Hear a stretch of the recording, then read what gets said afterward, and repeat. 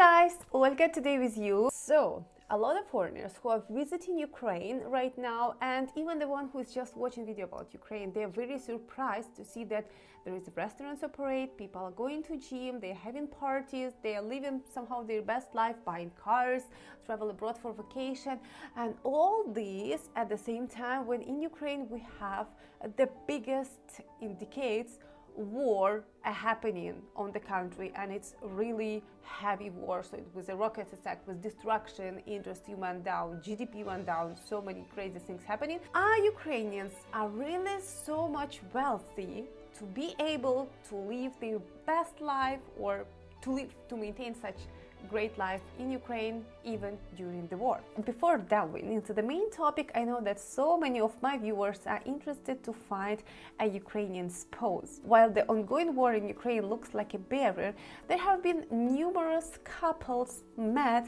and even got married since the full-scale invasion started. And here the online dating websites like Ukrainian Brides can help you a lot.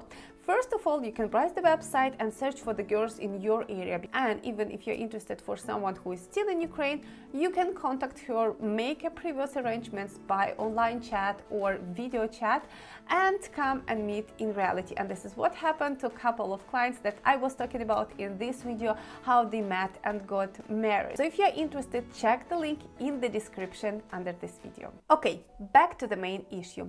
Officially, Ukraine lost about 30% of GDP in 2022. Although a slight growth is expected in 2023, the GDP is still around 30% less than in 2021. Industry saw a 43% decrease, construction around 68%, and agriculture 28%. Exports dropped by 30%. Additionally, around 6 million of Ukrainians fled the country, including a significant number of working adults. This is not only results in decrease in human capital, but also places a burden on those fighting on the front lines, who are now financially dependent on the governmental budget. Almost 50% of Ukrainian budgets allocated to military expenses. With all these challenges, you still can see people are going to restaurants, job offers are increasing, the currency is stable, people are going for vacation to Carpathian Mountains. So what's the secret ingredient here? The significant part of the answer lies on financial support of Western countries. Taxes cover only 50% of Ukrainian budget, and the rest coming through the loans or monetary support from our Western partners, which helps bridge the budgetary gap. It's important to note that Ukraine can use this Western fund only for civil purposes like pensions, social support, healthcare, salaries for the people who is working in the government, and all this kind of civil initiatives. It's not allowed to finance military and have any kind of military expenses from the Western money. But this support, which Western countries are giving to us, indirectly helps economy to grow, because people receiving salary, they go and spend on something, and the one to whom they spend, this business paying taxes, they're able to hire more employees, and somehow this money is circulating in Ukrainian economy, helping it to grow, helping local people to pay taxes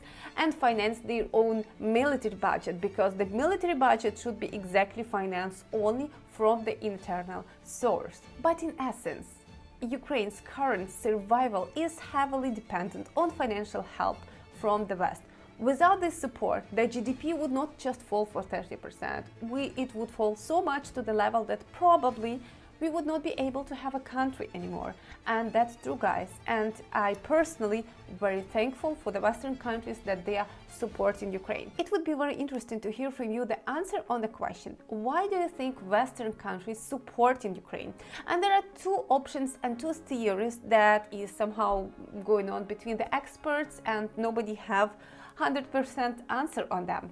The option number one, that Western countries, they feel so much bad for Ukrainians, for their fight for freedom, and they are ready to support by their own taxpayers' money Ukrainians, paying them salary, pensions, healthcare, and so on, just to support their fight for freedoms. At the same time, the second option is saying that no, the Western countries preparing for the war by themselves, and they expect that there could be some kind of attack later or something. They find out that they are by themselves is not very ready for the war, and they are winning the time for themselves while they are financing Ukraine, and while Ukraine is busy fighting with Russia, they are able to improve their own defense system. And as longer Ukraine will fight with Russia, as better they will get prepared for any kind of future wars. So that would be very interesting for me, guys, to hear what's your answer on this question and how do you think the things in reality. Thank you for watching this video. If it was helpful, please subscribe on my channel and press the like button. Bye bye.